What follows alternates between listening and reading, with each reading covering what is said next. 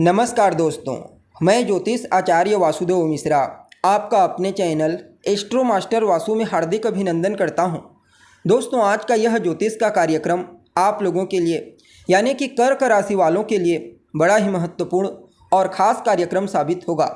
आज हम बात करेंगे ग्रहों के सेनापति मंगल ग्रह के राशि परिवर्तन प्रभाव के बारे में।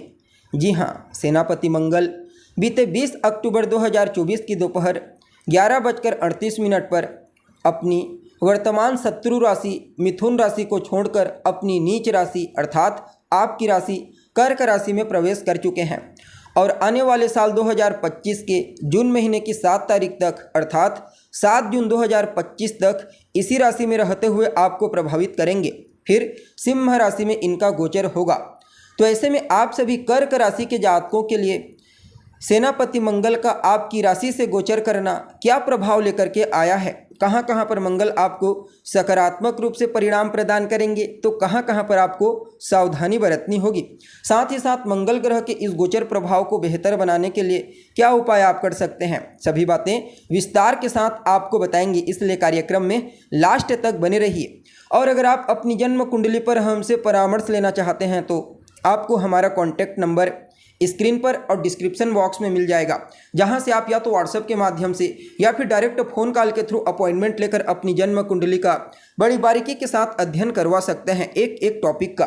तो दोस्तों, मंगल कौन है? मंगल हिम्मत, शक्ति, उत्साह, हथियार, क्रोध, अहंकार, वाद विवाद है। मंगल अपने इन्हीं कारकत्वों के चलते हमारे जीवन के विभिन्न पहलुओं को समय समय पर प्रभावित करते रहते हैं। जन्म कुंडली में सेनापति मंगल का बलवान होना जातक को निडर, साहसी, हर मुश्किल परिस्थिति का सामना करने वाला बनाता है। ठीक इसके विपरीत बर्थ चार्ट में जब सेनापति मंगल कमजोर होते हैं तो फिर जातक के अंदर कॉन्फिडेंस की कमी, पराक्रम की कमी, ऐसा जातक दब्बू प्रवृत्ति का होता है अर्थात डरपोक प्रवृत्ति का, छोटी छोटी समस्याओं से शीघ्र घबरा जाता है। वैसे तो मंगल एक राशि में ज़्यादा दिनों तक गोचर नहीं करते, लगभग 45 दिनों तक रहते हैं, लेकिन जब चर्चा आती है गोचर में मंगल ग्रह की तो सदैव इसकी चर्चा बृहद रूप से करते हैं। क्यों? क्योंकि कर्म प्रधान विश्व रचि राखा। तो जो लोग पुरुषार्थी हैं, मेहनती हैं, उनके लिए मंगल के गोचर को समझना बेहद आवश्यक होता है।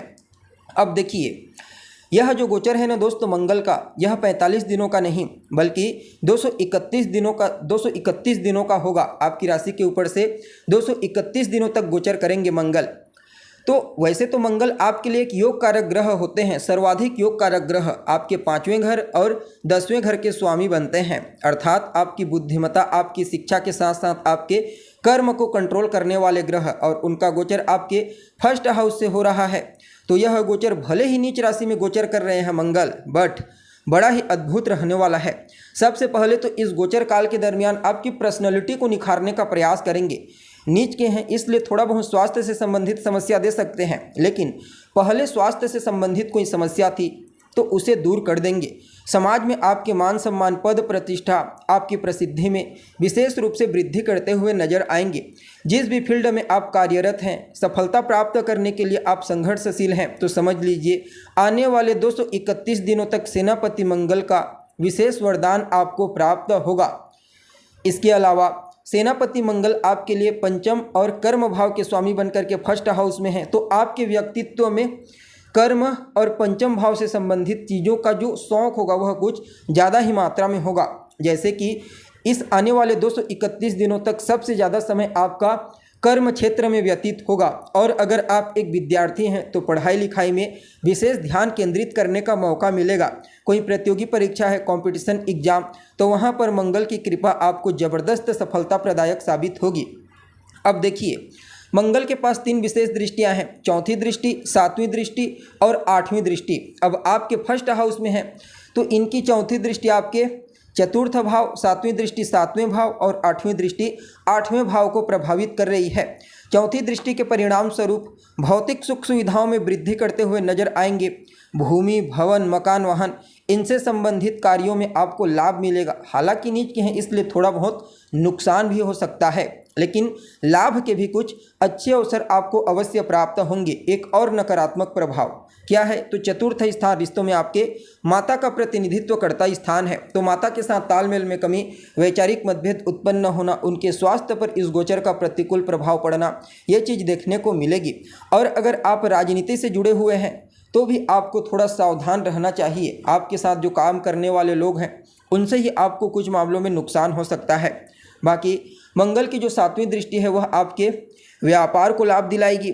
चाहे आप किसी भी फील्ड में कोई भी व्यापार क्यों न करते हैं, आपको पहले तो आर्थिक लाभ प्रदान करेंगे, फिर व्यापार को विस्तारिता प्रदान करने का प्रयास करेंगे।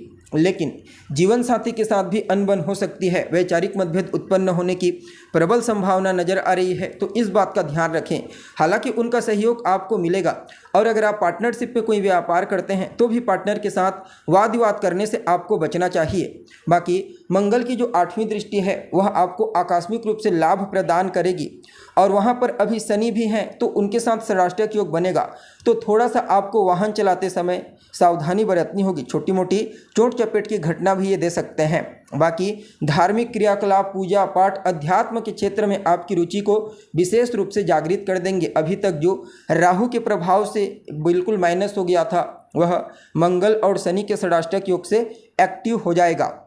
जी हाँ, और वह सभी जातक जो विदेश जाने के लिए प्रयत्नशील हैं उनको भी मंगल का सकारात्मक वरदान प्राप्त होगा।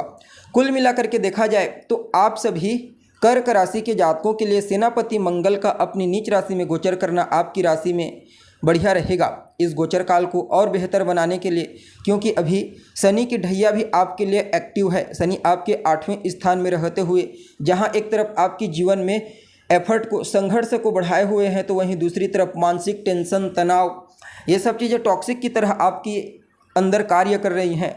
तो काफ़ी हद तक इन चीज़ों से आपको बचाने का प्रयास करेंगे और पॉजिटिविटी ऊर्जा का संचार करके निश्चित तौर पर जहाँ जहाँ पर आपको प्रॉब्लम फेस करनी पड़ रही थी काफ़ी हद तक वहाँ राहत प्रदान करेंगे।